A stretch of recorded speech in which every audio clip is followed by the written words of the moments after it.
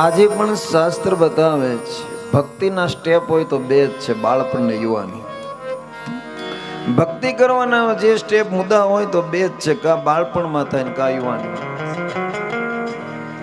વૃદ્ધાવસ્થા એમ બતાવે છે જેવું કર્મ કદાચ શરીર સાથ ના આપે, એમ થાય કે હવે 60 વર્ષ પછી ભક્તિ જ કરવાની જ, પણ 60 વર્ષ કર્મ એવું હોય પેરાલિસિસ નો આંચકો આવી ગયો હોય, મંદિર ના જઈશું, આંખું વહી ગઈ મૂર્તિના દર્શન ન થાય.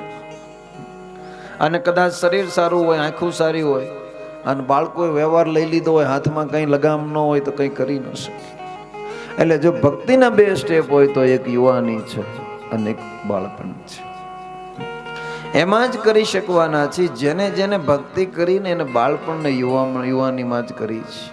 મીરા જોઈ લો, નરસિંહ મહેતા જોઈ લો, પ્રહલાદ જોઈ લો, ધ્રુવ જોઈ લો, પણ કોઈ પણ ભક્તજનો છે એટલે શાસ્ત્ર તમને મને દેવ ભાગવત એટલું બતાવે છે કે આજે આપણને જે અવસર મળ્યો છે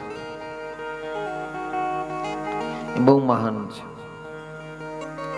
મેં પહેલા દિવસે પણ તમને કીધું હતું કે કથા બેસાડવી એ કોઈ સહેલી વાત નથી, કથા સાંભળવી એ કોઈ સહેલી વાત નથી, કથાનું આયોજન કરવું એ પણ કોઈ સહેલી વાત નથી.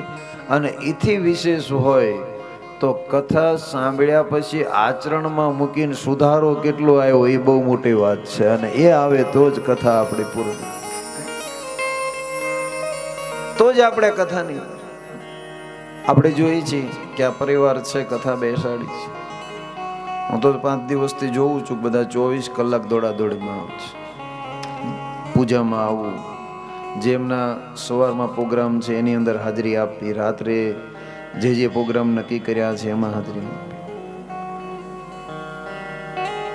સાહેબ અઘરું છે, નથી થતું, પણ જ્યારે બધાનું એક મત પડે છે, એક વિચાર પડે છે, ત્યારે જ આ કથા થાય છે, એમ નામ કથા નથી. એટલે ભગવતી પાસે આપણે આ પરિવારની જ્યાં જોઈ છે આયોજન, એટલે આપણે એટલું જ કહેવાનું છે ભગવાનને ભગવતીને કે આવા પરિવારની એકતા હોય કે એક જ ડાળના પંખી, અમે સૌ એક જ ડાળના પંખી, લડીએ વઢીએ તો એ કદી જુદા ન થઈએ, અમે એક જ ડાળના પંખી, અમે એક જ ડાળના પંખી. એટલે જ્યારે આવો એક માળાનો પંખી બધા હોય અને આ વિચાર જ્યારે પ્રાપ્ત થતો હોય ત્યારે સમજો ભગવતીની કૃપા છે, જગદંબાની દયા છે, ત્યારે જ આ વિચાર આવે છે. એટલે શાસ્ત્રના માધ્યમ દ્વારા માની કૃપા દેવી ભાગવતમાં આજે પણ બતાવી છે.